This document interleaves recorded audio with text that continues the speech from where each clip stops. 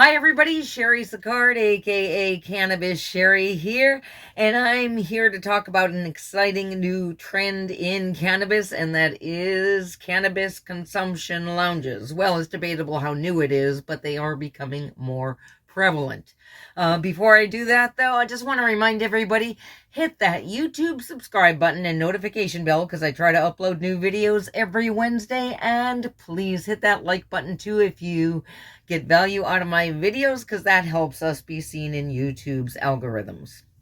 Okay, cannabis consumption lounges. I've been noticing lately in my social media feeds, especially on Facebook, where I have a lot of friends that are in the cannabis world around the country, people wishing for the day that someday will come when we can go into a lounge just like you do a bar, but to get a pre-roll or a cannabis cocktail instead of a drink.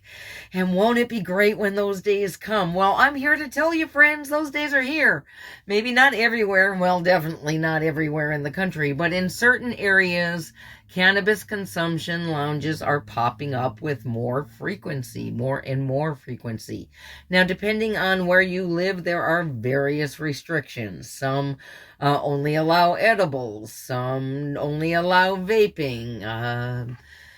Let's see. In Spain, you have to actually join the club, like pay a membership. It's a small stipend token amount, but you have to join a club to get around the legality of it.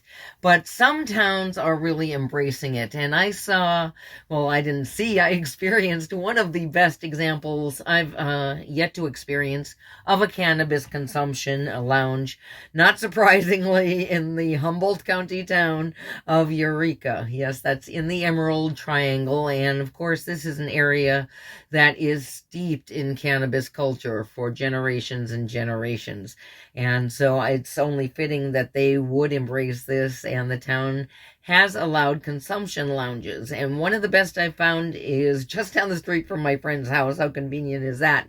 It's the Crisp Cannabis Consumption Lounge, and this would be a great model all over. And if you don't live in a place like this, perhaps you can visit, or somewhere else with consumption lounges. I know last time I was in Las Vegas, they were getting close, but I don't know what their regulations and restrictions are. But at the Crisp Cannabis Consumption Lounge, there are very few. So it truly is like going to a cocktail bar, only there's no cocktails, there's only cannabis, which is just terrific. It was so much fun. It kind of has the vibe of a sports bar, and there is a TV if you wanted to watch the game or things like that. There's a pool table. They have a stage where they have music or comedy events, so that's fun as well. But it's just a fun lounge to hang out in like you would the neighborhood bar, but instead of having to drink, or instead of avoiding drinking, here you can actually smoke in the lounge. You can smoke your pre-rolls or your pipe. They rent bongs.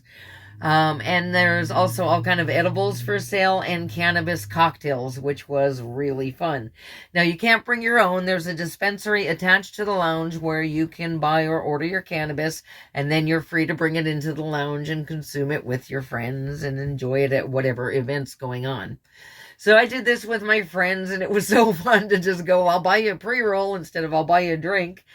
And we had a really fun late afternoon with a couple of friends enjoying the pre-rolls, and also we got cannabis Mai Tais. Now, there's a variety of cannabis-infused drinks that you can get at Crisp Lounge. Of course, you can get them without cannabis, too. There was like the Pabst cannabis infused seltzers, which are kind of fun. There was a bunch of different brands. There was one, I forgot what it's called. It was terrible, but you know what? Their bartender was honest enough to tell us, you don't want to order that one. But then she let us try it, and she was right. It was terrible. But what was really good was the cannabis Mai Tais that we enjoyed. And how this works, they're called cannabis Mai Tais. I love Mai Tais. They don't taste like Mai Tais, but they weren't bad in and of their own right. So it comes in a little pint bottle, the cannabis infused Mai Tai mixer. That was enough for three of us to each have a cocktail, and we still had quite a bit to take home because there's 100 milligrams total in the bottle. So we bought the bottle of mixer, gave it to the bartender, and she mixed our cocktails. So she had the ice, she mixed in some coconut water and some sparkling water, and we had a delicious cannabis infused cocktail for happy hour. And we also had a pre-roll that we also shared there too. There's a full dispensary attached to this lounge, so you can go in, you can hang out with friends, you can play a game of pool. They had other games, I believe, there, or just hang out and chat and have a good old time. Also, check out their calendar of special events, and if you're visiting the Emerald Triangle, you're definitely going to want to check out Crisp Lounge.